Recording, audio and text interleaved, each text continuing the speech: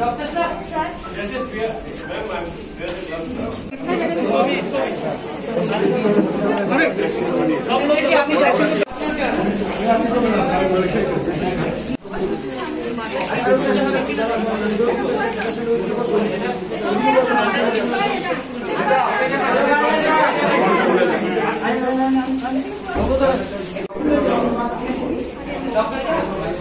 doctor साहब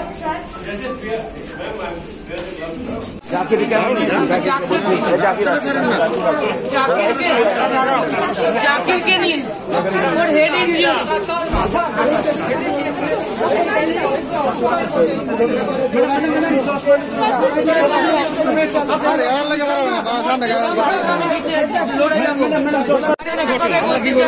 বিলোনিয়া থেকে চলন্ত থেকে মেরেছে এবং তারপর যখন মেইন রাস্তায় উঠেছি তখন বীরচন্দ্র মনুতে অন্তত 4 বার আমরা দাঁড়িয়েছি বাইক বাহিনী অ্যাটাকের পর অ্যাটাকের বিজেপির পতাকা ছিল ওদের সাথে বিজেপির পতাকা ছিল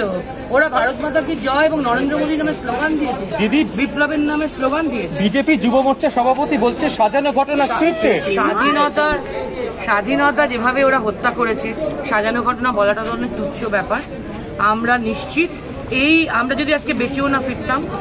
এই অত্যাচার এই স্বাধীনতা হরণ শেষ কথা বলতো মানুষ এবং মানুষের নেত্রী মমতা পুলিশের ভূমিকা কিরকম ছিল খুব খারাপ দেখতে পাচ্ছি দেখুন পুরো ঘটনাটা বলছি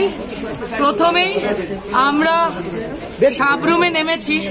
একটা পার্টি অফিসে পতাকা তুলেছি স্লোগান দিয়েছি পার্টি অফিসে বসেছি এখন আর সেটা বেঁচে নেই সেটা ওরা শেষ করে দিয়েছে এতক্ষণে আমি খবর পেয়েছি ওখানকার সবার বাড়ি অ্যাটাক করেছে ওরাও মারা যাবে আজকে আমাদের সঙ্গে যারা ওখানে ছিল একজন পঞ্চায়েতের জেতা মেম্বার ছিলেন চিনু দাস সেকেন্ড স্পটে গেছি সাবরুমেই সেকেন্ড স্পট প্রথম স্পটের পর সেকেন্ড স্পট গেছি গাড়ি থেকে নামার 3-4 মিনিটের মধ্যে আরেক জায়গায় পতাকা উঠবে পতাকা রেডি হচ্ছে 3-4 মিনিটের মধ্যে প্রথমে পুলিশের গাড়ি এলো পুলিশের গাড়ি দেখে আমরা অবাক যে পুলিশের গাড়ি কেন আজকাল তো পুলিশ দেখলে বিজেপির জন্য সন্দেহ হয় আর ঠিক তাই 2 মিনিটের মধ্যে পুলিশের গাড়ির পেছন বাইক বাহিনী এলো পুলিশের গাড়িতে 7-8 জন পুলিশ বাইক বাহিনীতে 10-12 জন বিজেপির লোক ঝান্ডা নিয়ে এসে লাঠি যা কিছু দিয়ে বাঁশ সাইকেলের ভাঙা টুকরো টর্চের বাড়ি ইট পাথর মেরে গাড়িটাকে এরকম চুরচুর করেছে চারিদিক দিয়ে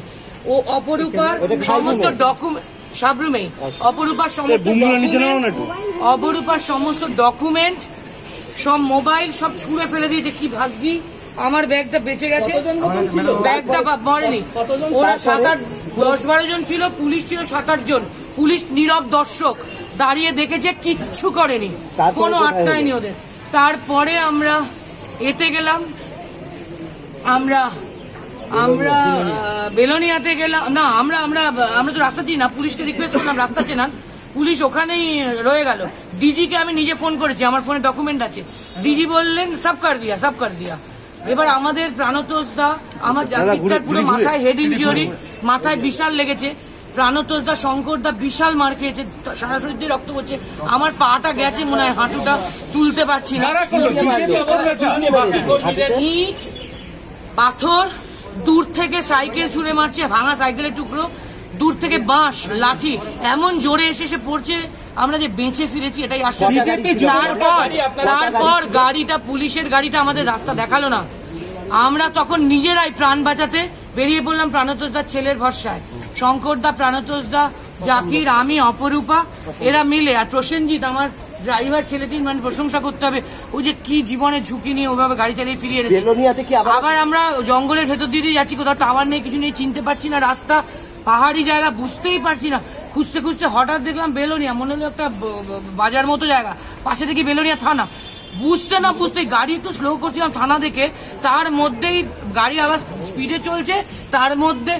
দুটো বিশাল পাথর এসে পড়লো সেটা আমার সামনে রয়েছে চলন্ত গাড়িতে পাথর মানে বুঝতে পারছি আমরা 6-7 জন সবাই এবং দুটো গাড়ি স্থানীয়রা বিশাল মার খেয়েছে আমাকে ফোন করে বলছে সবার বাড়ি ভাঙচুর কেউ পঞ্চায়েতের যিনি জেতা মেম্বার তিনিও বাড়িতে থাকতে পারছেন না সব ওরা ছিঁড়ে ভেঙে দিয়েছে, ওরা টেনে ছিঁড়েছে, দেখতে পাচ্ছি